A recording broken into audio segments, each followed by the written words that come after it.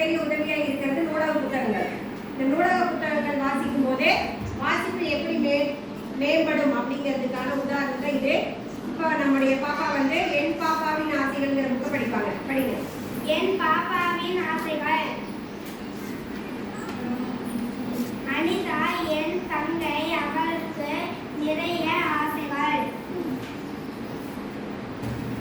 பட்டமிட ஆசை, குட்டி காரணம் அடுக்க ஆசை.